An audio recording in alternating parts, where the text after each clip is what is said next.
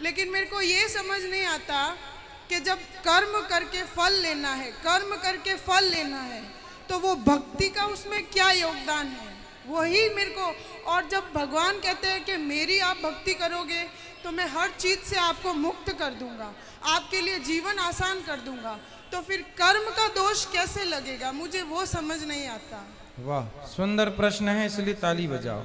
सब बैठो आप लोग, अच्छे प्रश्न पूछने चाहिए ऐसे जैसे इन्होंने पूछा। सब बैठो, पहले अगल बगल की बहन है सब बिठाओ। सुनो, इन्होंने पूछा है कि जब कर्म का ही फल भोगना है तो फिर भक्ति करने की क्या जरूरत है। सिंपल ये है, क्यों? सही है। अर्जुन भक्त थे कि नहीं? माइक ले लो, आगे पीछे की मैया बैठ जाओ। अर्जुन भक्त थे कि नहीं? थे ना।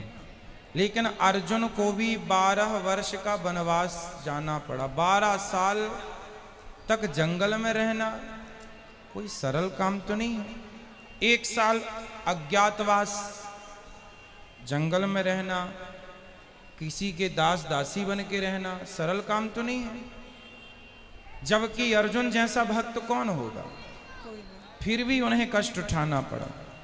भगवान राम तो स्वयं भगवान थे, 14 साल का कष्ट। माता सीता तो साक्षात लक्ष्मी थी, फिर भी दर दर की ठोकर जंगल में लकड़ियां काट काट के बच्चों का लव कुश का लालन पालन किया।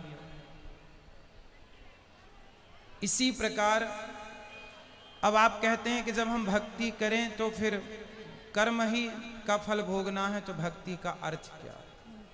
बात ऐसी है बेटा कि कर्म तो अपनी जगह है,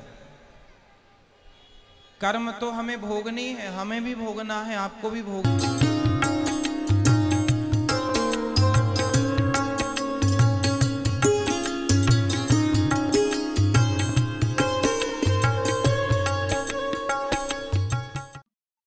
अपनात्माओं, किसी भी संत ऋषि की आप थ्योरी देखो, अपना अनुभव देखो, वो क्या कहते हैं कि जैसा भी किसी के प्रारब्ध में, संस्कार में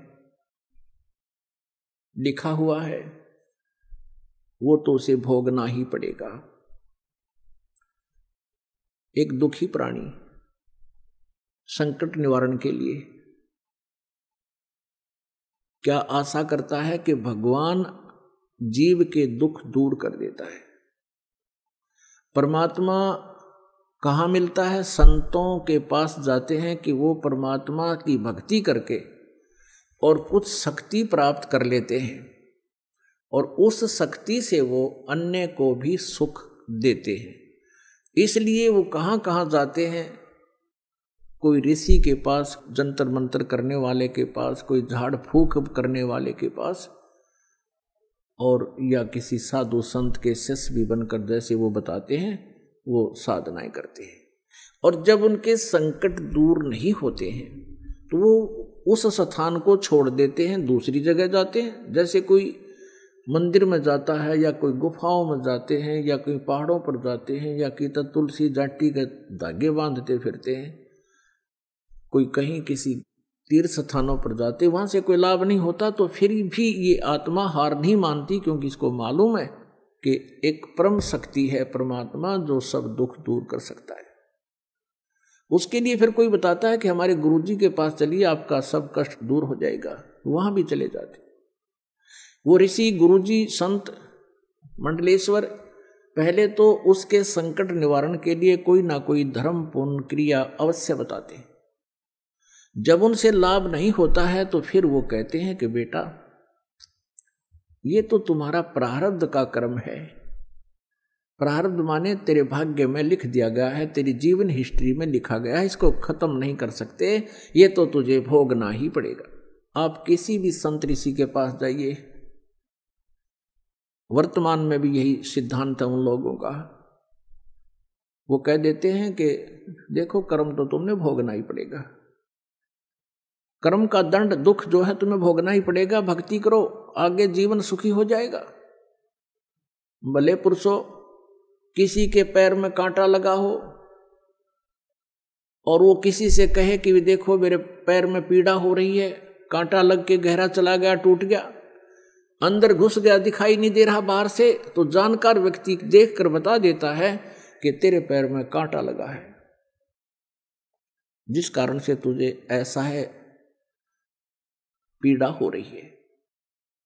अब वो व्यक्ति ये कहे कि कांटा तो मैं निकाल नहीं सकता, कांटा तो ये निकल नहीं सकता, अब तू जूता पहन ले, आगे कांटा नहीं लगेगा,